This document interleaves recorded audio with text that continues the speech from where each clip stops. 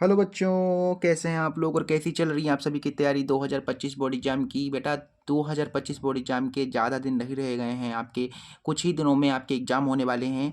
ठीक है, और मैथ के हम इंपॉर्टेंट क्वेश्चंस को हर सुबह 6 बजे आपको कराते हैं और अभी सुबह के 6 बजे हुए हैं। सभी बच्चों को गुड मॉर्निंग। और आज की इस क्लास में हम most important question class 10th mathematics के करने वाले हैं, जो बहुत बहुत बहुत इंपॉर्टेंट हैं, जो पिछले ईयर यानी कि प्रीवियस ईयर्स में पूछे गए हैं, उन्हें ही हम कराएंगे। और बेटा ये जो क्वेश्चन आपको दिख रहे हैं ये 2025 बोर्ड एग्जाम में आ सकते हैं। बहुत बहुत ज़्यादा चांसेस हैं इन क्वेश्चंस के आने के बेटा, क्योंकि ये क्वेश्चन ना, ये जो आपको क्वेश्चन दिख रहे हैं ये बहुत रिपीटेड हैं, कई बार बोर्ड एग्जाम में आए हुए हैं और आते रहेंगे। ठीक है, बोर्ड एग्जाम के सबसे प्यारे क्वेश्चन है, बोर्ड एग्जाम का कह सकते हो हार्ट है।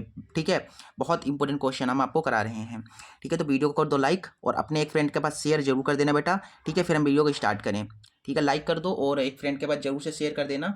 इसके बाद चलिए हम फिर क्लास को स्टार्ट करते हैं। स्टार्ट करें फिर। चलिए सभी लोग पहले जुड़ जाइए। ठीक है, लाइव सेशन में सभी लोग फटाफट जुड़ जाइए, उसके बाद स्टार्ट करें। चलिए बेटा, तो हमारे पास जो फर्स्ट क्वेश्चन है वो क्या कह रहा है। ठीक है, हमारा जो फर्स्ट क्वेश्चन है वो क्या कह रहा है, आप सभी को सब क्लियरिटी है कि नहीं है, सब कुछ साफ दिख रहा है नहीं दिख रहा है। ठीक है, चलिए तो हमारा जो फर्स्ट क्वेश्चन है वो कह रहा है हमसे, कह रहा है कि यदि कोस ए माइनस बी बराबर अंडर रूट 3/2 है और साइन ए प्लस बी बराबर अंडर रूट 3/2 है, जहाँ ए और बी का मान, ए और बी को जब आप जोड़ेंगे तो 0 90 डिग्री के बीच में मिलेगा और ए का मान बी से बड़ा होगा, तो ए और बी का मान ज्ञात करना है। आपको यहाँ पर फोकस करना है कि कोस ए माइनस बी बराबर अंडर रूट 3/2 दिया गया है, साइन ए प्लस बी बराबर इतना दिया गया है, हमें यहाँ पर ए और बी का मान निकालना है। ठीक है, ये जो चीज़ दिया गया है इस पर ज़्यादा गौर मत कीजिए, आप इस पर ध्यान दीजिए क्वेश्चन पे। ठीक है, देखिए कैसे करेंगे। ठीक है, देखिए कैसे करेंगे इस क्वेश्चन को। और ये क्वेश्चन बेटा बहुत इंपॉर्टेंट है, 2025 में आ सकता है, याद रखिएगा। जो क्वेश्चन मैं कराऊंगा वो बहुत बहुत बहुत इंपॉर्टेंट होंगे, मोस्ट इंपॉर्टेंट होंगे। ठीक है, देखिए क्वेश्चन नंबर 1 है, इसका सॉल्यूशन कैसे करना है। सबसे पहले आपको लिखना है गिवन दैट, क्या हमें दिया गया है। जैसे मैं कर रहा हूँ आपको बोर्ड एग्जाम में बिल्कुल वैसे ही करना है। देखिए पहले गिवन दैट लिखने के बाद देखिए क्या दिया गया है हमको, हमें दिया गया है कोस ए माइनस बी बराबर अंडर रूट 3/2। ठीक है, अच्छा यहाँ से जो है थोड़ा इसको सरल कर लो बेटा, थोड़ा सा इसको सरल कर लो। कैसे करोगे सरल, देखिए कोस है, ए माइनस बी है, फिर आप मुझे ये बताओ कि कोस में अंडर रूट 3/2 किसका मान होता है। कोस में अंडर रूट 3/2 किसका मान होता है, ये होता है बेटा कोस 30 डिग्री का मान। ये कोस से कोस कैंसिल हो गया। देखिए यहाँ से क्या मिल गया अपने को, ए माइनस बी बराबर 30 डिग्री, यानी ये समीकरण हो गई पहली। समझ में आ गया। आगे देखिए, आगे हमें दिया गया है साइन ए प्लस बी बराबर अंडर रूट 3/2। इसी तरीके से यहाँ पर करेंगे हम, साइन ए प्लस बी बराबर में है अंडर रूट 3/2। ठीक है, ये चीज़ हमें दी गई है। अब देखिए यहाँ पर, ऐसे यहाँ पर सोचिए, साइन में अंडर रूट 3/2 किसका मान होता है, बताइए आप लोग। साइन में अंडर रूट 3/2 किसका मान होता है। अब आपको गुरुजी साइन 60 डिग्री का मान होता है, तो इसके स्थान पर मैं साइन 60 लिख सकता हूँ। साइन से साइन कैंसिल हो गया, हमें यहाँ से मिल गया ए प्लस बी बराबर 60 डिग्री। ये हो गई समीकरण पहली, सॉरी दूसरी, पहली तो हो गई है दूसरी। अब आप इन समीकरणों को हल कर सकते हैं विलोपन विधि से और ए और बी का मान निकाल सकते हैं। ठीक है, अच्छा थोड़ा बहुत स्टैंड ये हिल रहा है, थोड़ा मैं सही कर लेता हूँ बेटा। ठीक है, रुक जाओ, ये स्टैंड थोड़ा हिल रहा है, प्रॉब्लम कर रहा है। हाँ जी बेटा, ठीक है, चलिए। हाँ जी बेटा, चलिए तो अब हम क्या करते हैं, ये समीकरण पहली और दूसरी समीकरण को विलोपन विधि से हल करके ए और बी का मान निकाल देते हैं। अब ऐसा कीजिए, समीकरण फर्स्ट और समीकरण सेकंड को जोड़ दीजिए आप। ठीक है, तो समीकरण फर्स्ट में आपको क्या करना है, समीकरण फर्स्ट में आपको समीकरण सेकंड को जोड़ देना है। समीकरण फर्स्ट तुम्हारे पास है ए माइनस बी बराबर 30 डिग्री। समीकरण सेकंड है, नीचे लिख लो ए प्लस बी बराबर 60 डिग्री। हम क्या कर रहे हैं बेटा, इनको जोड़ रहे हैं। हम क्या कर रहे हैं, इनको जोड़ रहे हैं। तो आपको पता है जोड़ने पर क्या होगा, ये प्लस माइनस है तो ये कैंसिल हो गया, और ए कितना हो गया, 2a हो गया। 60 में 30 जुड़ गया तो 45 आ गया, सॉरी 90 आ गया, 90। अब ये देखिए 2 गुणा में, तो इसके 90 के कहाँ पर चला जाएगा, बट्टे में चला जाएगा 90 के। अब 90 को 2 से भाग दोगे, 2 चौको 8, 2 पंचे 10, यानी कि ए जो आ गया है वो आ गया है 45 डिग्री। तो ए का मान कितना आएगा, 45 डिग्री। देखिए कितने आसानी से हमने ए का मान निकाल दिया। अब इस ए के मान को समीकरण फर्स्ट या सेकंड किसी में भी रख दो, बी का मान मिल जाएगा। चलिए हम क्या करते हैं, समीकरण सेकंड में रख देते हैं ए का मान। ठीक है, हम क्या करते हैं, समीकरण सेकंड में ए का मान रखने पर, ठीक है, समीकरण फर्स्ट तुम्हारे पास ये है, a प्लस बी बराबर इतना है, तो a के स्थान पर 45 रख देना है, और फिर v है, फिर आपका 60 है। यही तो सेकंड में कहा गया है। a के स्थान पर मैंने 45 लिख दिया, b था और 60 ऐसे था, तो b यहाँ से निकल आएगा। देखिए 60 प्लस का 45 इधर आएगा, माइनस का 45 हो जाएगा। अब बताइए यहाँ से 60 में से 45 गया, कितना बचा? 15 डिग्री तो बचा। तो ये आ गया तुम्हारे पास। देखिए ए और बी के मान निकल आए। ए का मान कितना है? 45 है, और बी का मान कितना है? ए का मान 45 है, बी का मान 15 डिग्री है। ये हो गया इस क्वेश्चन का आंसर। ठीक है, बहुत इंपॉर्टेंट क्वेश्चन था, मैंने बता दिया। इसके बाद देखिए बेटा, इसका नेक्स्ट क्वेश्चन कौन सा है? हमारा अगला जो इंपॉर्टेंट क्वेश्चन है वो कह रहा है कि बिंदुओं ए -2,2 और v2,8 को जोड़ने वाला रेखाखंड AB को 4 बराबर भागों में विभाजित करने वाले बिंदुओं के निर्देशांक ज्ञात कीजिए। यानी ए और बी को जोड़ने वाला रेखाखंड खींचना है, उसको 4 बराबर भागों में काटने वाले जो बिंदु हैं उनके निर्देशांक निकालने हैं। देखिए ये क्वेश्चन मैं आपको समझा देता हूँ, फिर आपको समझ में आ जाएगा ना, तो काम हो जाएगा। देखिए क्या है यहाँ पर, क्वेश्चन नंबर दूसरा है, इसे देखिए सॉल्व करते हैं। क्वेश्चन कह रहा है कि बिंदुओं ए इतना है, बी इतना है को जोड़ने वाला रेखाखंड, यानी कि एक बिंदु है तुम्हारे पास जो कि है -2,2। ठीक है, एक बिंदु तुम्हारा मान के चलता हूँ मैं यहाँ पर है। ठीक है, ये बिंदु भी तुम्हारा बी है जो कि हमें दे रखा है 2,8 को जोड़ने वाला रेखाखंड, यानी इनको जोड़ने वाला रेखाखंड मैंने ऐसे खींच लिया। इस रेखाखंड को 4 बराबर भागों में विभाजित, यानी 4 बराबर भागों में इसको बांटना है, काटना है। देखिए 4 बराबर भागों में काट दीजिए। देखिए 1 हो गया, 2 हो गए, 3, 4 हो गए। देखिए एक भाग यहाँ से, देखिए 1 भाग, 2 भाग, 3 भाग और ये 4 भाग। तो बिंदु कहाँ कहाँ पर मिले हमें? एक बिंदु देखिए ये मिला, एक ये वाला बिंदु मिल गया, एक ये वाला बिंदु मिल गया। फिर यहीं ये जो बिंदु आपको मिल रहे हैं, इन्हीं बिंदुओं के निर्देशांक निकालने हैं। यानी ये वाला बिंदु क्या होगा, ये वाला बिंदु क्या होगा, ये वाला बिंदु क्या होगा। बेटा ये चीज़ हमको बतानी है। क्वेश्चन समझ में आ गया ना? ठीक है, तो इस वाले बिंदु को मैं सी नाम दे देता हूँ, इस वाले को डी नाम दे देता हूँ, इस वाले को ई नाम दे देता हूँ। देखिए अगर मुझे ये वाला बिंदु निकालना हो तो इसके लिए मुझे ये और ये पता होना चाहिए, तभी हम बीच वाला निकाल पाएंगे।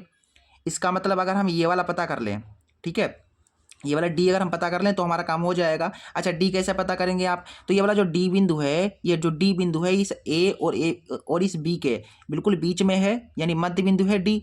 तो ऐसे लिख दो कि डी जो है, ये जो डी है इस ए बी का मध्य बिंदु है। आप लिखना चाहें तो हिंदी में लिख दो कि डी जो है ए बी का क्या है, ए बी का जो है मध्य बिंदु है, मध्य बिंदु है। अब ये मध्य बिंदु आपको पता है निकालना। कोई रेखा हो, कोई दो बिंदु हैं, दो बिंदु हों आपके पास और दो बिंदुओं के बीच वाला बिंदु आपको निकालना हो, बिल्कुल बीच वाला बिंदु, तो आपको कौन सा सूत्र लगाते हैं?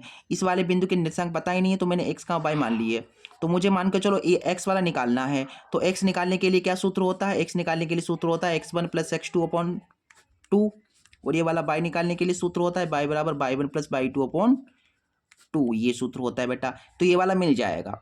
ठीक है, चलिए तो यहाँ से x बराबर देखिए x1 y1, ये कहाँ से? देखिए यहाँ से हो जाएगा ये x1 और ये हो जाएगा तुम्हारा y1, ये हो जाएगा तुम्हारा x2 और ये तुम्हारा हो जाएगा y2। x1 माइनस का 2 है, x2 देखिए 2 है बटा में 2, ऐसे ही y में आ जाओ। y1 देखिए 2 है, y2 देखिए 8 है बटा में 2। यहाँ से देखिए 2 में से 2 चले गए, 0 बटा में 2, 8 में 2 जुड़ जाएंगे, 10 आ जाएंगे और बटा में 2। तो ये पूरा का पूरा 0 आएगा यहाँ पर, और यहाँ पर काटेंगे 2 पंचे 10, यानी कि x का मान यहाँ पर 0 मिल गया और y का मान मिल गया कितना? 5। तो हमारा जो बिंदु आ गया है बीच वाला, जो बिंदु D आया है वो कितना आया है? इसलिए बिंदु हमें D मिल गया है। D के निर्देशांक क्या होंगे देखिए, इसलिए बिंदु D के जो निर्देशांक होंगे वो क्या होंगे? मैंने x का y माना था ना, तो x का y देखिए, x कितना आया? 0 आया, y आपका 5 आया, तो बिंदु क्या हो जाएगा? 0,5 हो जाएगा। इसका मतलब यानी यहाँ पर जो बिंदु है वो क्या है? 0,5 है। यहाँ का जो बिंदु है वो क्या होगा? 0,5 होगा। अब देखिए हमें ये वाला बिंदु मिल गया, तो हम ये वाला भी पता कर सकते हैं। कैसे? क्योंकि ये जो C बिंदु है बेटा, ये जो C बिंदु है इस A और D का बिल्कुल बीच का वाला बिंदु है, मध्य बिंदु है। पहले हम नहीं निकाल सकते थे, पहले अगर आप चाहते सी निकालना तो नहीं निकाल पाते, क्योंकि हमें ये नहीं पता था, इसलिए मैंने इसको निकाला, पहले सबसे बीच वाले को निकाला, सबसे बीच वाला निकल गया। अब हम इस वाले को भी निकाल पाएंगे, इस वाले को भी निकाल पाएंगे। तो चलिए पहले सी को निकाल लेते, फिर ई को निकाल लेंगे। ठीक है, क्वेश्चन को समझना बहुत जरूरी होता है। ठीक है, कॉन्सेप्ट पर ध्यान दीजिए, कॉन्सेप्ट पे। अब देखिए, अब हम क्या निकाल रहे हैं? अब हम निकाल रहे हैं सी वाला बिंदु। तो ऐसे करके लिख दो कि सी जो है वो ए और डी का, ए डी का क्या है? मध्य बिंदु है, मध्य बिंदु है। ऐसे में इस वाले को भी x का y मान लेता हूं अगर, तो यहाँ से हमको x निकालना हो तो भाई वही सूत्र लगेगा। x निकालने के लिए सूत्र तो वही लगेगा भाई, x बराबर क्या होता है? x1 + x2/2 और बाई निकालने के लिए सूत्र होगा y1 + y2 बटा 2। ठीक है, तो देखिए यहाँ से x, अब देखिए a और d की बात हो रही है, तो ये a है और ये d है, सॉरी ये a है और ये d है, तो देखिए x1 y1 और ये हो जाएंगे तुम्हारे x2 और ये y2। ठीक है, क्योंकि ए डी की बात हो रही है बेटा, ए डी की, तो ए और डी में देखेंगे x1 y1 x2 y2। देखो x1 माइनस का 2 है, x2 देखिए 0 है, बटा में 2। ऐसे यहाँ पर देखिए, ऐसे यहाँ पर बाई में आ जाओ, y1 देखिए 2 है, y2 देखिए यहाँ पर 5 है। ठीक है, तो देखिए 2 में से 0 चले गए तो 2 बचेंगे, और बटा में तुम्हारे 2 है ही हैं, और 5 और 2 7, यानी कि 7 बटा 2। यहाँ से 2 एक कम 2, यानी कि x का मान -1 आ जाएगा और y का मान 7 बटा 2 आ जाएगा। यानी बिंदु हमारे पास क्या आ जाएगा, जो बिंदु तुम्हारा C है वो क्या आ जाएगा, हमने x का y माना था जो कि आ गया है -1 और y आया 7 बटा 2। तो ये आ गया देखिए C वाला बिंदु।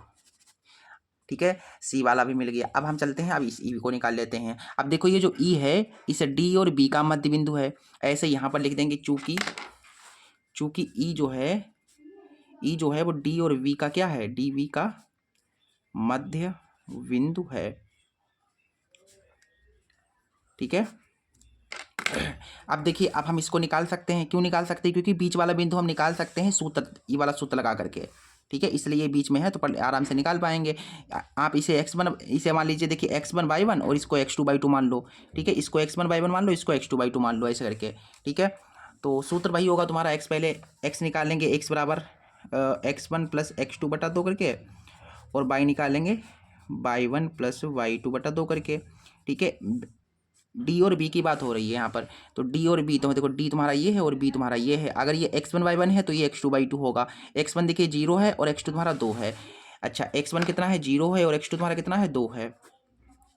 और y में देख लो y1 और y2 कितना है, देखिए y1 यहाँ पर 5 है, y2 तुम्हारा 8 है, तो 5 + 8। देखिए यहाँ से x बराबर 2 में 0 जोड़ा तो 2 आ गया, और 2 को 2 से भाग दे दो बस। यहाँ पर 8 में 5 जोड़ा 13 हो गया, 8 5 13। सो यहाँ से देखिए 2 1 कम 2, ये कटेगा नहीं ना, तो ये तुम्हारा ऐसा ही रहेगा। इसलिए हमें ई बिंदु निकालना था। ई बिंदु हमने क्या माना था, x का y माना था, तो ये आ गया तुम्हारा 1, 13 बटा 2। इस तरीके से बेटा इस क्वेश्चन को हमें करना था। बहुत इंपॉर्टेंट प्रश्न था, बहुत इंपॉर्टेंट प्रश्न था, आराम से बन गया। बताइए कोई इसमें प्रॉब्लम हुई, नहीं हुई। ठीक है, इसके बाद इसका जो नेक्स्ट क्वेश्चन, जो नेक्स्ट इंपॉर्टेंट क्वेश्चन है उस पर बढ़ते हैं। बेटा अभी तक अगर आपने क्लास को लाइक नहीं किया, इस सेशन को लाइक नहीं किया है, तो कर क्या रहे हो, पहले लाइक कर दो, एक फ्रेंड के पास शेयर कर दो, उसके बाद आगे बढ़ते हैं। ठीक है, ठीक है, चलिए इसके बाद हमारा नेक्स्ट क्वेश्चन कौन सा है, देखिए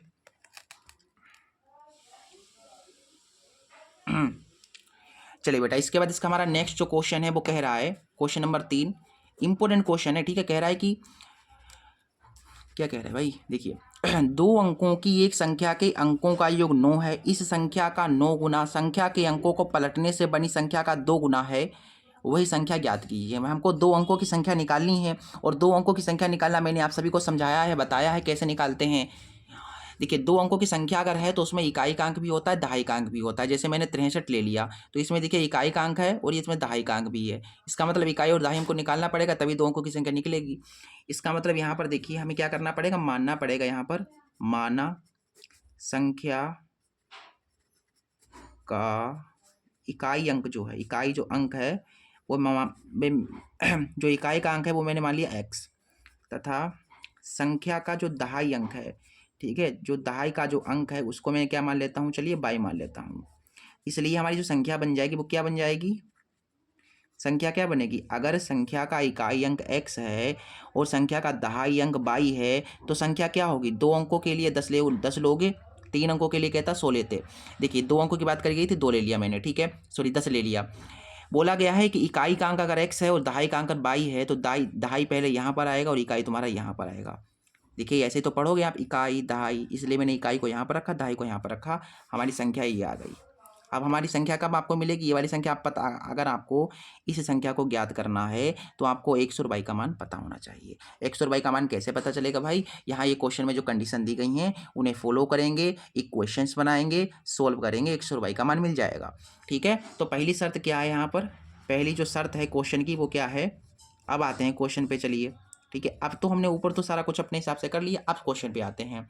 जो हमें करना था वो हमने कर लिया, अब क्वेश्चन पे आते हैं। क्वेश्चन कह रहा है कि अंकों, दो अंकों की संख्या के अंकों का योग, देखिए क्या है, अंकों का योग 9 है, अंकों का योग 9 है। अंक तुम्हारे कौन कौन से हैं? अंक 122 हैं, 122 है, इनका योग यानी इनका जोड़ जो है वो 9 है। देखिए पहली समीकरण बन गई, बहुत आराम से बन गई। अगली कंडीशन पे आ जाओ। अगली कंडीशन में कहा गया है, यहाँ पर लिख लो दूसरी शर्त से पहले तो, ठीक है, दूसरी शर्त से स्टैंड बेटा हिल रहा है, बहुत प्रॉब्लम। हाँ जी बेटा, देखिए दूसरी शर्त में हमसे कहा गया है कि इस संख्या का 9 गुना, यानी ये जो संख्या है तुम्हारे पास, ये हमारे पास संख्या कौन सी है, देखिए 10y + x है। इस संख्या का क्या 9 गुना, संख्या का 9 गुना यानी कि 9 से गुणा करा दो। देखिए ये संख्या थी, इसका 9 गुना, ठीक है, संख्या का 9 गुना। संख्या को संख्या के अंकों को पलटने से बनी संख्या। अच्छा, संख्या के अंकों को पलट दो, यानी जहाँ पर y था वहाँ पर x कर दो, जहाँ x था वहाँ पर y कर दो। यहाँ y था मैंने x कर दिया, जहाँ y था वहाँ मैंने x कर दिया, तो मतलब अंकों को पलट दिया मैंने, अंकों को पलट दिया। तो अंकों को पलटने से बनी संख्या, यानी कि भैया पलटा, तो पलटा हमने, जब हमने अंकों को पलट दिया तो हमारे पास ये संख्या बन गई। ये जो पलटने पर जो संख्या बन रही है उसका 2 गुना है। देखिए पढ़िए, यहाँ पर लिखा हुआ है 2 गुना है। अच्छा 2 गुना है, यानी कि ये वाली जो संख्या है इसका क्या है, 2 गुना है, ऐसे करके। यानी कि समझो बात को, जो दूसरी शर्त कह रही है कि जो तुम्हारी संख्या है उसका 9 गुना, फिर संख्या के अंकों को पलट दो, तो संख्या के अंकों को जब पलटोगे तो ये संख्या बनेगी।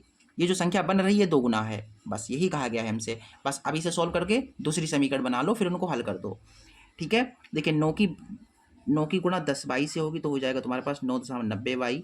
9 की 1 से गुणा होगी तो 9x हो जाएगा। 2 की 10 से होगी तो 2×20x हो गया। 2 की 22 से हो गई तो 2y हो गया। देखिए यहाँ पर तुम्हारे पास 90y है, प्लस का 2y इधर आएगा, माइनस का 2y हो जाएगा। यहाँ पर देखिए प्लस का 9x है, प्लस का 20 इधर आएगा, माइनस का 20x हो जाएगा, और बराबर में 0। 90 से 2 गया 88, y बचा।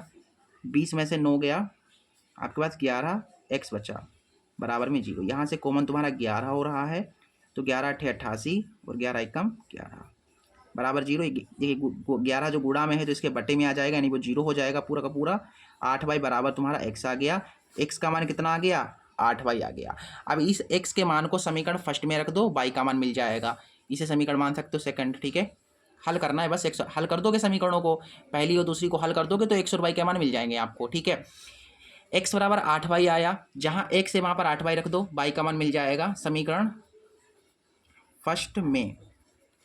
समीकरण फर्स्ट तुम्हारे पास क्या है, देखिए x + y बराबर 9 है, x + y बराबर 9 है। जहाँ x है वहाँ पर देखिए x के स्थान पर 8y रखना है, और ये तुम्हारा y पहले से ही मौजूद है, बराबर 9 है। 8 में 1 जोड़ोगे तो हो जाएंगे तुम्हारे पास 9y बराबर 9, 9 × 1 = 9, यानी y का मान अगर 1 है तो x का मान क्या होगा, इसके मान को समीकरण थर्ड में सेकंड में रख दो, x का मान मिल जाएगा, ठीक है। क्लियर है। देखिए तो इस y के मान को समीकरण सेकंड में रख रहा हूँ, तो समीकरण सेकंड में देखिए 8 y की जगह पर 1 रखना है, बराबर x, तो 8 × 8 बराबर x, तो x का मान कितना आ गया, 8 आ गया। अतः हमें जो संख्या निकालनी थी बेटा, अतः वही संख्या हमारी क्या थी, 10y + x थी, तो 10y की जगह पर कितना आया, 8, 1 आया, x के जगह पर 8 आया। 10 × 10, 10 में 8 जोड़ दिया, 18 हो गया। तो हमारी जो संख्या हो जाएगी वो कितनी हो जाएगी, 18 हो जाएगी, ठीक है। ये तुम्हारी संख्या निकल आई है, ठीक है। अब अगले क्वेश्चन पे मूव करते हैं। अगला जो हमारा इंपॉर्टेंट क्वेश्चन है वो क्या कह रहा है, देखिए हमारा जो नेक्स्ट इंपॉर्टेंट क्वेश्चन है,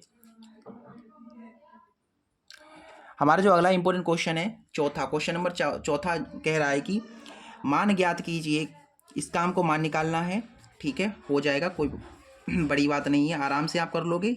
अगर आपको टेबल याद है, जो ट्रिगोनोमेट्रिक टेबल है, ठीक है, वो याद है, तो आप आराम से इस क्वेश्चन को कर सकते हो।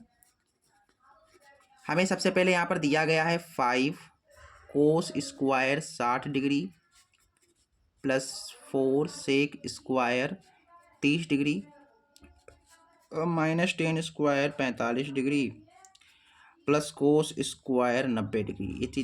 ये चीज़ दी गई है। यहाँ से देखिए 5 है, कोस 60 का मान कितना होता है, ये होता है 1/2, स्क्वायर लगा दो, 4 है, 4 लिखो। सेक 30 का मान कितना होता है, ये होता है 2/√3, स्क्वायर लगा दो। फिर टेन 45 का मान 1 होता है, स्क्वायर स्क्वायर लगा दो। कोस 90 का मान 0 होता है, 0 का फिर स्क्वायर कर दोगे। यहाँ से हो गया 5, 1 का स्क्वायर 1, 2 का स्क्वायर 4, 4 है, 2 का स्क्वायर करोगे तो 4 आएगा, इसको स्क्वायर से रूट करेगा केवल 3 आएगा, और ये 1 का स्क्वायर 1 और 0 तो है ही है। ठीक है, इसे सॉल्व कर दीजिए। 5 एकम 5 यानी 5/4 हो गया, ये 4 चौको 16, 16/3 हो गया, माइनस का 1 है, बटा में कुछ नहीं तो 1। अब देखिए यहाँ पर आप लासा ले सकते हैं क्या, यहाँ पर इनका एलसीएम आपका 12 हो जाएगा। 4 3 12, 3 15, 3 चौको 12, 16 चौको 64, फिर 1 12 एकम 12। देखिए 5 4 9, 5 4 9, 9 में से 2 चले गए, 7 बचे। ठीक है, 6 और 1 7, 7 में से 1 गया 6, 67/12 आपका आंसर आ जाएगा। ठीक है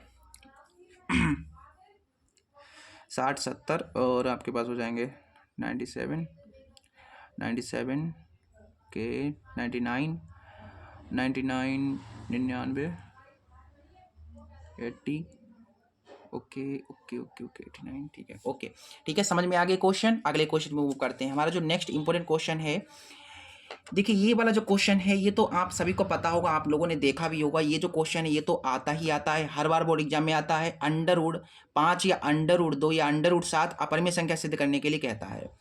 ठीक है, जैसे मैं ये वाला बताऊंगा √5, जैसे कि यहाँ पर क्वेश्चन में कह रहा है कि सिद्ध कीजिए कि √5 एक अपरिमेय संख्या है, वैसे यहाँ पर हो सकता है √5 की जगह पर √2 दे दे, √7 दे दे, 11 दे दे, 13 दे दे। लेकिन जैसे मैं कराऊंगा वैसे ही आप करोगे, आपका बिल्कुल सही आएगा आंसर, बिल्कुल वैसे ही करना है सब ये। ठीक है, कॉन्सेप्ट यही रहेगा, लॉजिक यही लगेगा। चलिए इस क्वेश्चन को करते हैं फिर। हमारा क्वेश्चन कह रहा है कि सिद्ध कीजिए कि √5 एक अपरिमेय संख्या है। अपरिमेय संख्या सिद्ध करने के लिए उसे परिमेय संख्या मानना पड़ता है, ये बात तो आप सभी जानते हो। चलिए देखिए यहाँ पर इस क्वेश्चन को कैसे करेंगे। सबसे पहले हम क्या करेंगे, 5वां क्वेश्चन है, मान लेंगे यहाँ पर, माना √5 एक परिमेय संख्या है। मैंने इसे एक परिमेय संख्या मान लिया।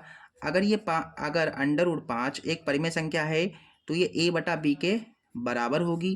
भाई अंश और हर में होगी, ऊपर नीचे मतलब अंश और हर में होगी भाई, इसके बराबर होनी चाहिए। a और b क्या है, जहाँ a और b पूर्णांक हैं, जहाँ a और b क्या है तुम्हारे पूर्णांक हैं, where a and b are integers. ठीक है इसको थोड़ा सा सरल कर लो, a की गुणा a से हो गई तो a आ गया, √5 की इधर गुणा हो जाएगी तो √5b आ जाएगा। अब यहाँ पर ये समीकरण तुम मान सकते हो इसको पहली। मैंने आपको बताया था कि बराबर के राइट साइड या लेफ्ट साइड अगर आपको √ दिखता है तो दोनों तरफ वर्ग करना पड़ेगा। तो यहाँ पर करना पड़ेगा आपको दोनों तरफ वर्ग। क्यों करना पड़ेगा, क्योंकि √ है, इसको हटाने के लिए दोनों तरफ वर्ग करना पड़ेगा। तो लिख दो यहाँ पर दोनों तरफ वर्ग कराने पर इधर भी वर्ग कराना है, वर्ग कराने का मतलब स्क्वायर लगा देना है, और √5b है, इधर भी स्क्वायर लगा देना है। स्क्वायर लगाने से क्या हुआ, √ ये कट जाएगा, सिर्फ 5 आएगा, और b के ऊपर भी स्क्वायर लगा हुआ है।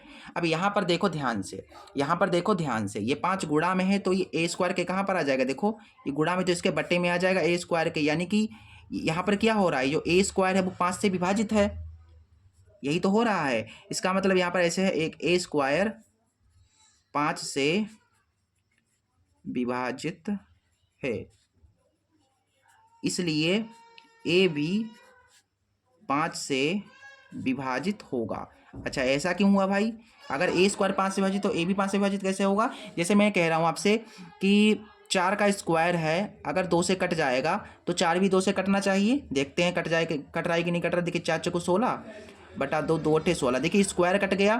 ठीक है, तो इसका मतलब अगर 4 का स्क्वायर 2 से कट रहा है तो 4 भी 2 से कटना चाहिए। देखते हैं कट रहा है कि नहीं, हाँ बिल्कुल कट गया पूरा का पूरा। यही यहाँ पर लॉजिक लगाए कि अगर a² 5 से कट जा रहा है तो a भी 5 से कटेगा। ठीक है, अच्छा यहाँ तक क्लियर है गुरुजी, इतने में नंबर मिल गए क्या, हमको नहीं मिले, थोड़ा और आगे बढ़ाना पड़ेगा। अब हम यहाँ पर फिर से मानेंगे, पुनः माना a बराबर 5k मान लेता हूँ मैं, a बराबर 5k। अब k क्या है, k आपका पूर्णांक है, जहाँ k कोई पूर्णांक है, where k is any integer. ठीक है, where k is any integer. ठीक है, यहाँ से आप देखेंगे a बराबर 5k माना, तो समीकरण फर्स्ट में हमें a बराबर दे रखा है मान, a का मान कितना है, a बराबर है √5b। तो इस a के स्थान पर मैं लिख सकता हूँ √5v और ये 5k है। अब फिर से दोनों तरफ वर्ग करना पड़ेगा, काहे करना पड़ेगा, क्योंकि अंडर रूट आ गया, तो करना पड़ेगा फिर से मुझे दोनों तरफ वर्ग, पुनः दोनों ओर वर्ग कराने पर, तो इधर भी वर्ग कराना है, ठीक है, और ये 5k है, इधर भी वर्ग कराना है। इसके स्क्वायर से रूट कटेगा, केवल 5 आएगा, फिर b के ऊपर भी स्क्वायर लगा हुआ है, 5 का स्क्वायर 25 होगा, फिर स्क्वायर के ऊपर भी लगा हुआ है, ये कट जाएगा, देखिए 25, यानी कि b स्क्वायर बराबर आ गया 5k स्क्वायर।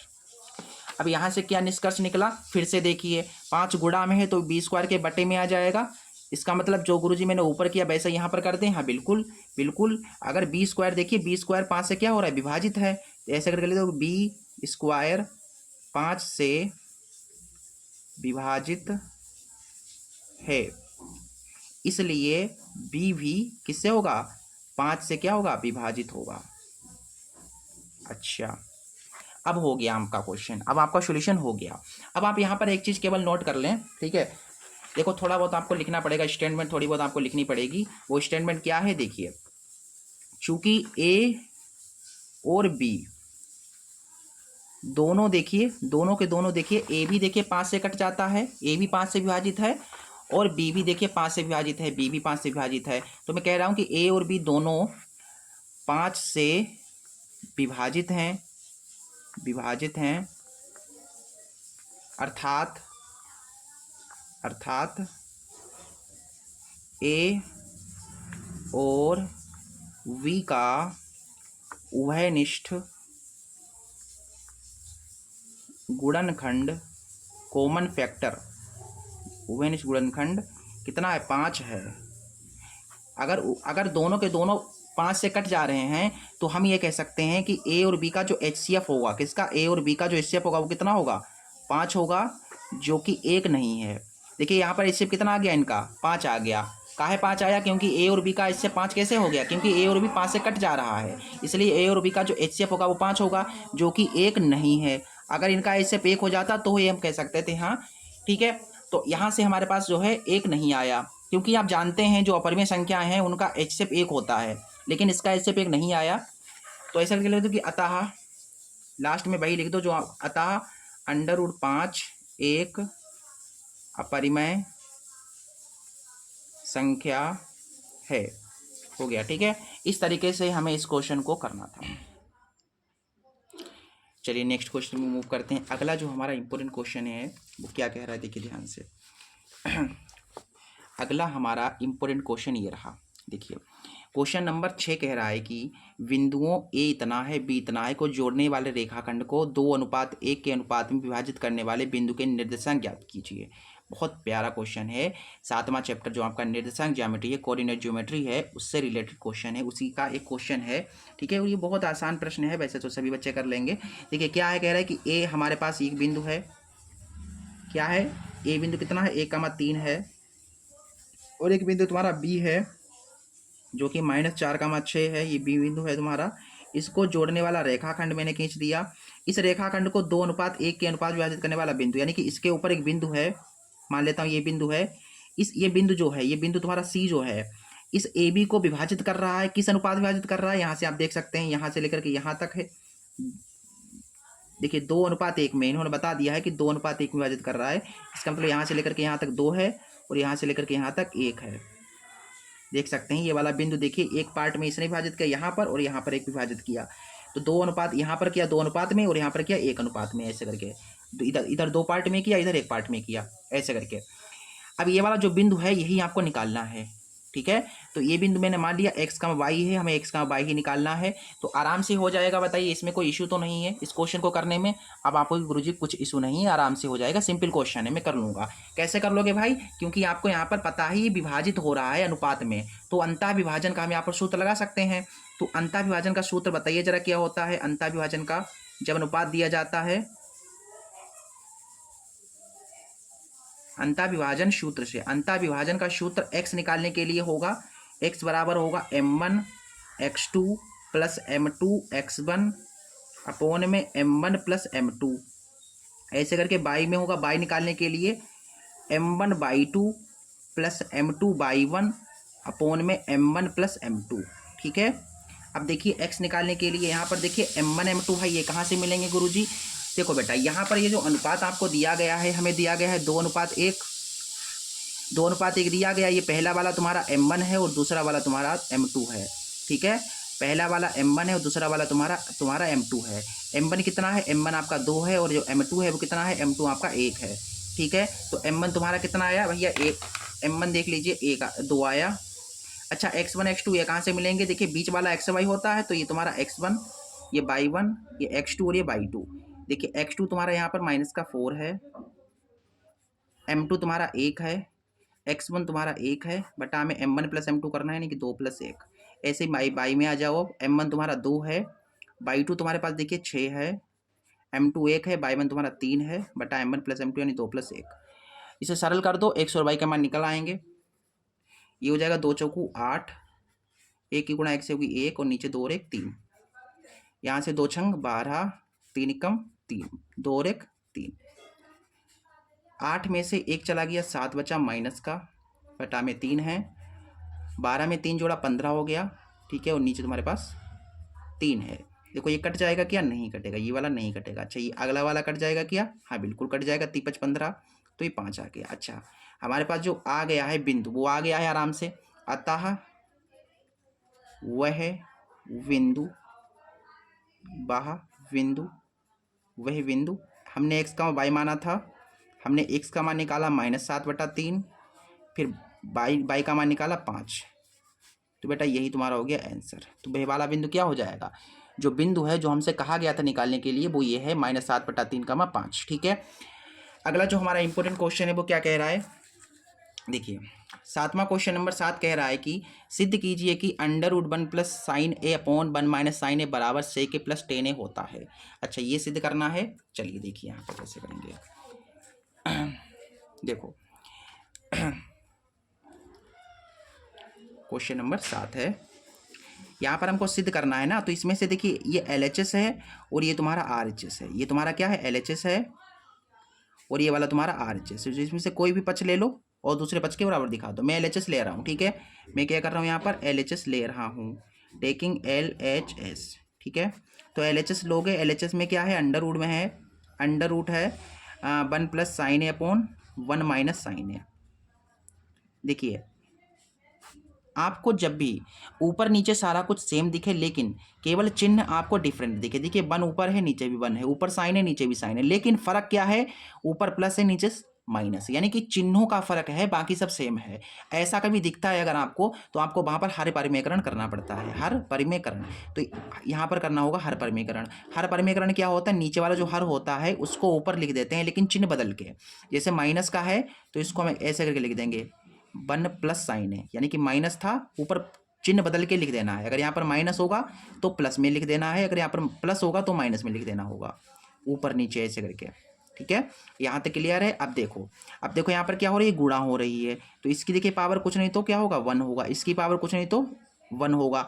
तो 1 + sin a, 1 + sin a का क्या हो जाएगा? ये एक जैसा है तो इसको एक बार लिख लो, घात जुड़ जाएंगी, 1 और 1 2। अंडर रूट तो है ही है पहले से ही। और नीचे देखिए a - b, a + b किसका होता है? a² - b² का। तो a² - b², b तुम्हारा साइन है तो साइन स्क्वायर है। थोड़ा सा देख लीजिए ध्यान से, यहाँ से ऊपर क्या है? 1 + sin a है, होल स्क्वायर है। 1 - sin स्क्वायर किसके बराबर होता है? कोस स्क्वायर a के बराबर होता है, ठीक। अब देखिए ये अंडर रूट बेटा सब पर पूरे के ऊपर लगा हुआ है। ऊपर देखिए 1 + sin a है और नीचे कोस a है। इसका स्क्वायर और इसका स्क्वायर हटा के ऊपर पूरे के ऊपर लगा दो स्क्वायर, होल। मतलब इसका स्क्वायर और इसका स्क्वायर मैंने हटा दिया और पूरा ऊपर लगा दिया, क्योंकि स्क्वायर इसके ऊपर भी है और इसके ऊपर भी है, यानी कि मैंने टोटल लगा सकता हूँ ऊपर सबके एक साथ लगा दिए। तो इसके स्क्वायर से रूट कट गया। तो यहाँ पर क्या बचा तुम्हारा? फाइनली हमारे पास बचा क्या है? ऊपर बचा 1 + sin a और नीचे बचा तुम्हारा कोस a। अब ये जो नीचे जो कोस a है, ये 1 के बटे में भी है और साइन के बटे में भी है। इसका मतलब हम इसको ऐसे लिख सकते हैं, 1 है इसके बटे में भी कोस है और ये साइन है इसके बटे में भी कोस है, क्योंकि जो नीचे होता है नंबर वो हर एक के बटे में होता है। अब देखिए 1/कोस कितना होगा? वन अपॉन कोस ए किसके बराबर होता है, ये होता है सेक ए के बराबर। साइन अपॉन कोस किसके बराबर होता है, टेन ए के बराबर होता है। बेटा यही सिद्ध करना था अपने को। देखिए सेक ए प्लस टेन ए लाना था, देखिए यहाँ पर सेक ए प्लस टेन ए लाना था, हमारा यही आया। तो हैंस प्रूव्ड हो गया तुम्हारा ये, हैंस प्रूव्ड। इस तरीके से तुम्हारा ये क्वेश्चन आराम से हो गया। अगले क्वेश्चन पे मूव करते हैं। क्वेश्चन नंबर 7 भी बन गया। क्वेश्चन नंबर 8वें पर मूव करते हैं। हमारा जो 8वां इंपॉर्टेंट क्वेश्चन है वो कह रहा है कि द्विघात समीकरण है, इसके मूल आपको निकालने हैं। देखिए क्वेश्चन नंबर 8वां है, ये द्विघात समीकरण हमको दे रखी है ये वाली, इसके मूल निकालने हैं। तो मूल निकालने के लिए आप क्या कर सकते हैं, यहाँ पर धराचार्य सूत्र भी लगा सकते हैं, गुणनखंड विधि भी लगा सकते हैं। पहले तो हम देखते हैं कैसे करना है। हमारे पास द्विघात समीकरण है √3x² माइनस के 11x प्लस के 8√3। अब यहाँ पर आप सभी को पता है गुणनखंड करेंगे तो जल्दी हो जाएगा, अगर धराचार्य सूत्र लगाने बैठेंगे तो थोड़ा टाइम लगेगा। आपकी मर्जी, आप जो जिसमें कंफर्टेबल है आप वो लगा सकते हैं, कर सकते हैं, ठीक है। हम यहाँ पर गुणनखंड विधि से इसको करेंगे। आपको पता है x² का जो गुणांक होता है पहले इससे गुणा करेगा, यानी कि 8√3 से पहले गुणा होगी किसकी, √3 की। तो यह क्या मिलेगा, थोड़ा सॉल्व कर लेते हैं। √3 की √3 से गुणा होगी तो सिर्फ 3 आएगा, 8 × 24।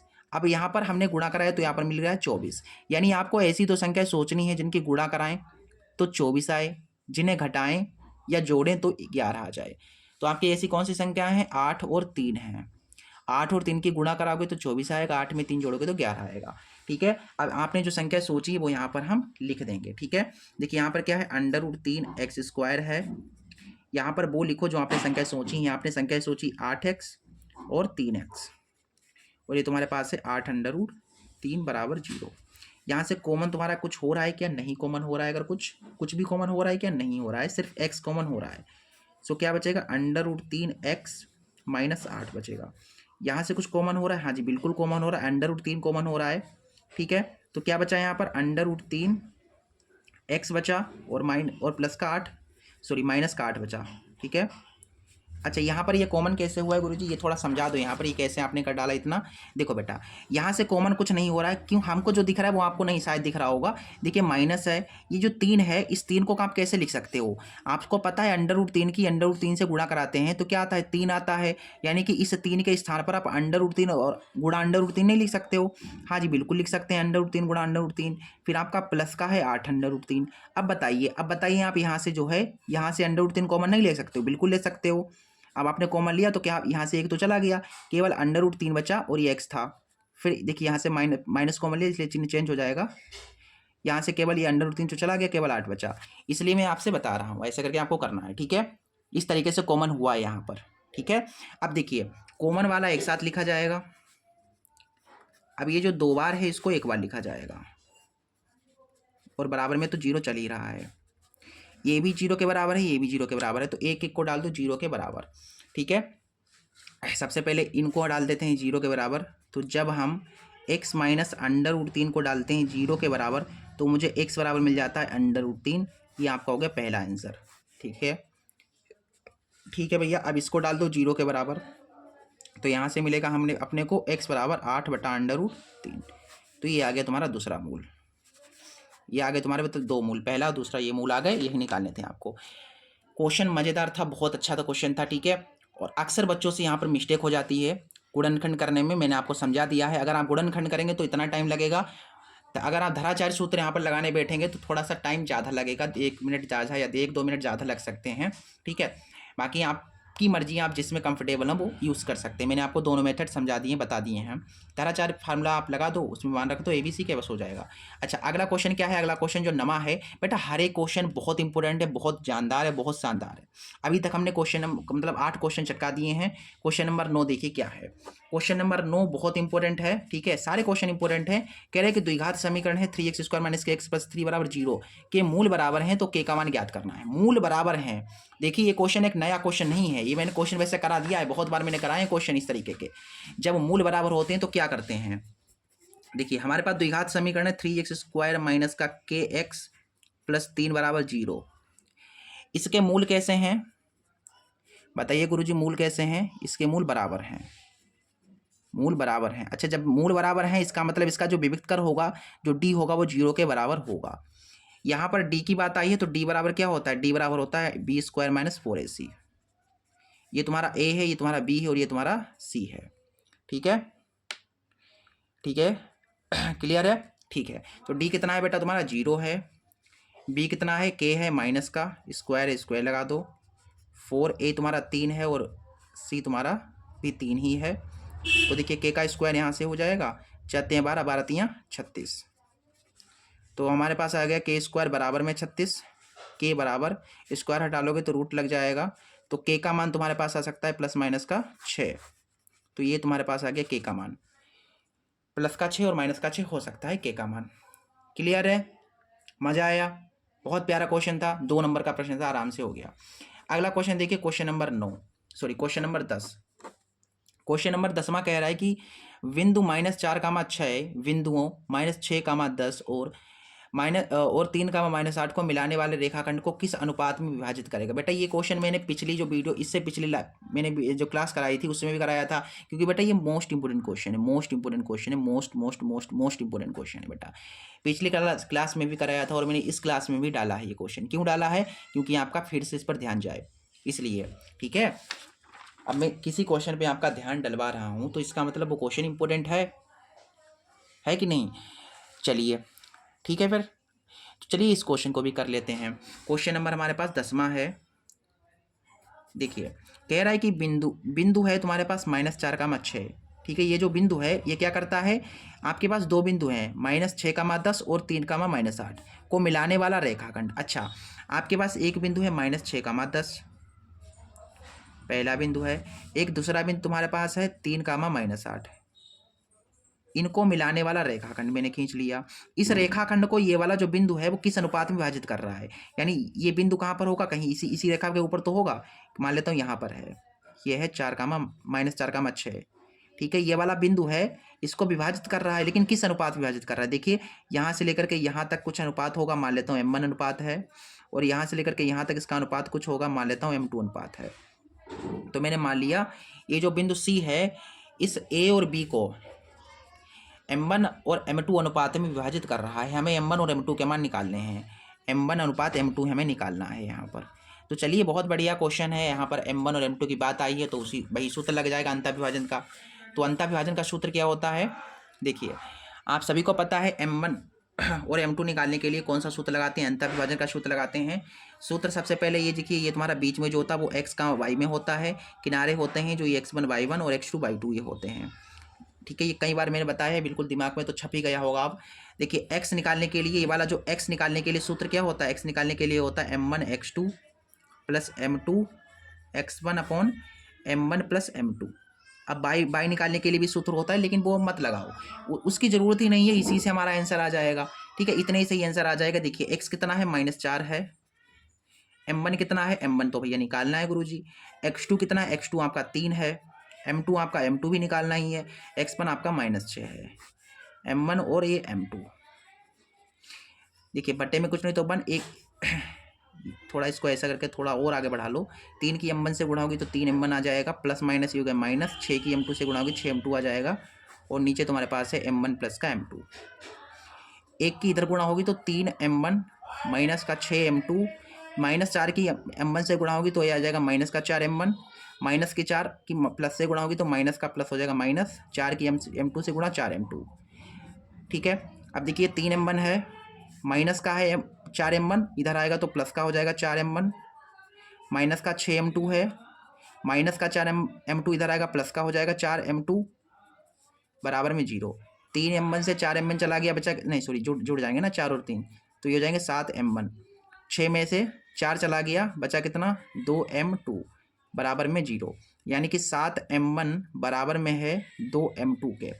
तो यहाँ से m1 बटा m2 अगर हम देखें तो कितना आएगा, 2/7 आएगा, यानी अनुपात कितना आ गया, 2:7 आ गया m1 और m2 का। ठीक है, ये सी हो गया तुम्हारा आंसर। ओके, अगले क्वेश्चन पे मूव करते हैं। क्वेश्चन नंबर 10 के बाद क्वेश्चन नंबर 11। क्वेश्चन नंबर 11 भी बहुत क्वेश्चन इंपॉर्टेंट है। देखो हर एक क्वेश्चन लाजवाब है, अपने में ही उसकी कुछ अलग पहचान है क्वेश्चन की। ठीक है, हर एक क्वेश्चन आपको अलग से तड़कता धड़कता दिखेगा, हर क्वेश्चन एक से बढ़ के एक है। ठीक है, ऐसे क्वेश्चन है। हर सुबह 6 बजे आपको ज्वाइन करना है बेटा क्लास को हर सुबह 6 बजे। जब तक आपके बोर्ड एग्जाम नहीं हो जाते हैं तब तक क्लासेस आएंगी सुबह 6 बजे। डेली बेसिस पे आपको देखनी है क्लासेस, डेली बेसिस पे मिस मत कीजिएगा। हर क्लास में हम इंपॉर्टेंट क्वेश्चन कराएंगे, ठीक है, बहुत इंपॉर्टेंट क्वेश्चन कराएंगे, याद रखिएगा मैथ के। चलिए यहाँ पर हमको क्या करना है इस क्वेश्चन में, 100 और 22 में संबंध ज्ञात करना है। और यदि बिंदु 3 बिंदु दिए गए हैं सररेखा हैं, यानी ये तीनों बिंदु सररेखा हैं, तो 100 और 22 में संबंध निकालना है। बहुत प्यारा क्वेश्चन है, हो जाएगा, इसमें कोई बड़ी बात थोड़ी ना है, ये तो बच्चों का खेल है, आराम से हो जाएगा। देखिए क्या है यहाँ पर, क्वेश्चन नंबर 11 है। यहाँ पर आपके पास 3 बिंदु हैं, पहला है 1,2, दूसरा बिंदु क्या है 0,0 है बेटा, देख लीजिए ये और ये तुम्हारा तीसरा बिंदु क्या है x, y है। ये तीनों बिंदु कैसे हैं, सररेख हैं, मतलब एक ही रेखा के ऊपर है, सररेख हैं। और बेटा हमने आपको बताया था सररेख की कंडीशन क्या होती है, जब सररेख होता है तो त्रिभुज का जो क्षेत्रफल होता है वो क्या होता है, त्रिभुज का जो क्षेत्रफल होता है वो होता है 0 के बराबर, ठीक है। अब त्रिभुज के क्षेत्रफल की बात आई है तो यहाँ पर हम वही सूत्र लगा देंगे त्रिभुज का क्षेत्रफल का, तो त्रिभुज का क्षेत्रफल बराबर हो जाएगा 1/2 x1/2 माइनस का y3 प्लस x2/3 माइनस का y1 प्लस x3/1 माइनस का y2। बेटा ये सूत्र होता है तुम्हारा त्रिभुज का क्षेत्रफल निकालने के लिए। देखिए त्रिभुज का क्षेत्रफल कितना है बेटा, 0 है, 1/2 है। अच्छा x1 x2 मतलब x1 y1 x2 y2 x3 y3 कहाँ से मिलेंगे, यहाँ से मिलेंगे, ये x1 ये y1 ये x2 ये y2 और ये हो जाएगा x3 हो जाएगा y3, ठीक है। x1 कितना है 1 है, y2 कितना है गुरुजी, y2 0 है, y3 कितना है y3 y है, x2 कितना है 0 है, मतलब ये पूरा पोर्शन 0 हो गया, x3 कितना है x है, y1 कितना है y1 2 है और y2 0 है। चलिए 1/2 इसके बटे में आ जाएगा 0 के, क्योंकि गुणा में तो इसके बटे में आएगा। इधर क्या तुम्हारे पास है 1 है और 0 में से बाई गया तो माइनस का बाई बचा, ये तो पूरा का पूरा 0 है और ये x है, 2 में से 0 गया तो 2 आएगा, ये पूरा का पूरा 0 हो गया भाग देने पर। और बाई की 1 से गुणा होगी तो माइनस का बाई हो जाएगा, x की 2 से देखिए 2 की 1 से गुणा हो जाएगी तो 2x आ जाएगा, यानी कि यहाँ से अपने को मिल गया कितना 0 बराबर 2x प्लस बाई, यानी कि हम इसको ऐसे भी कह सकते हैं बाई बराबर -2x। बेटा यही संबंध है तुम्हारा, ठीक है। बहुत आसान प्रश्न था, बहुत आसान था, इजी था, लेकिन इससे कुछ ना कुछ आपने जरूर सीखा होगा इस क्वेश्चन से, मैं मुझे पता है, उम्मीद है आपने कुछ ना कुछ सीखा जरूर होगा। सररेख की कंडीशन यही होती है जब आपको 3 बिंदु दिए जाएं और संबंध निकालने के लिए कहे, या एक के का मान कहते निकालने के लिए, जैसे कि हमारे पास क्या था 3 बिंदु दिए गए थे, इसमें संबंध निकालना था। हो सकता है ऐसा हो कि 3 बिंदु आपको दे दे और कह दे, आपसे कह दे कि एक गायब कर देगा, यहाँ पर जैसे 3 बिंदु दिए उसमें से एक गायब कर देगा, यहाँ पर भी कुछ मान लो 6 है और यहाँ पर के है, तो वो कह देगा के निकालो और सररेख है, तो भी आपको यही कॉन्सेप्ट यूज़ करना है, ठीक है। पिछली क्लास में मैंने बहुत अच्छे तरीके से बताया था। अगला जो कि हमारा लास्ट क्वेश्चन है बेटा, इस सेशन का लास्ट क्वेश्चन है, कह रहा है कि के का मान ज्ञात करना है हमें, जिसके लिए समीकरण ये वाली और ये वाली का एक अद्वितीय हल है। पहली समीकरण है 2x प्लस ky बराबर में 1, पहली है क्वेश्चन। दूसरी कौन सी है, दूसरी है 3x माइनस का 5y बराबर 7, ये दूसरी समीकरण है। इन दोनों समीकरणों का कैसा हल है बेटा, आदित्य हल है, आदित्य हल है। अब अगर आदित्य हल है तो आदित्य हल की कंडीशन क्या होती है, आदित्य हल की कंडीशन जो होती है वो आप सभी को पता है, आदित्य हल होने की कंडीशन होती है a1/a2 is not equal to v1/v2, ठीक है। अच्छा a1 v1 c1 ये कहाँ से मिलेंगे बेटा, ये पहली वाली समीकरण से a1 b1 c1, दूसरी वाली समीकरण से a2 b2 c2, ऐसे। a1 कितना है 2 है, a2 कितना है 3 है, फिर नॉट इक्वल टू है लगा दो, b1 देखिए k है, b2 देखो 5 है माइनस का, k की 3 से गुणा होगी तो 3 के आ गया, 5 की 2 से गुणा होगी तो 5 दूनी 10 हो गया, तो k का मान इज नॉट इक्वल टू -10/3, आपका यही आंसर हो जाएगा। कितना आसान प्रश्न था देखो। इस तरीके से जो है आपको इस क्वेश्चन को करना था, चटकाना था। आराम से हमने आराम से बिल्कुल प्यार मोहब्बत से 12 क्वेश्चन चटका दिए। कुछ पता चला आपको नहीं, आराम से हो गए, बिल्कुल मजे से हो गए, ठीक है। अच्छा ये जो क्वेश्चन है ये बहुत इंपॉर्टेंट है, आप चाहें तो इनका स्क्रीनशॉट लेना चाहें तो स्क्रीनशॉट बेटा ले लें। देखिए यहाँ तक, फिर इसके बाद देखिए ये लास्ट यहाँ तक देखिए ऐसे, ठीक है। स्क्रीनशॉट लेना चाहो तो आप स्क्रीनशॉट इसका ले सकते हो, you can take screenshot here, ठीक है। और बाकी इस क्लास में बस इतना ही, ठीक है। और उम्मीद करता हूँ आपको सारे क्वेश्चन समझ में आए होंगे और इसमें से कई क्वेश्चन आपको पता होंगे पहले से ही, और कुछ ना कुछ आपने नया ज़रूर इस क्लास से सीखा होगा, ठीक है। चलिए फिर मिलते हैं कल सुबह 6 बजे। इसी तरह लाइव क्वेश्चंस को हम करेंगे, ठीक है। इसी तरीके के जो वायरल क्वेश्चन है, मोस्ट इंपोर्टेंट क्वेश्चन है, उन्हें हम हर सुबह 6 बजे करेंगे, ठीक है। और उम्मीद है आप लोग सुबह 6 बजे ज़रूर उठ जाएंगे और इस सेशन को जरूर से ज्वाइन करेंगे, ठीक है। हर सुबह 6 बजे हमको उठना है, सेशन को देखना है। चलिए बेटा, तो वीडियो को लाइक कर देना और अपने एक फ्रेंड के पास शेयर जरूर कर देना बेटा। सुबह हम उठ करके आप लोगों के लिए क्लास लाते हैं, बनाते हैं, इतना कुछ परिश्रम कर रहे हैं आप लोगों के साथ साथ, तो इतना आप लोग कर दीजिएगा, एक फ्रेंड के पास शेयर जरूर कर देना।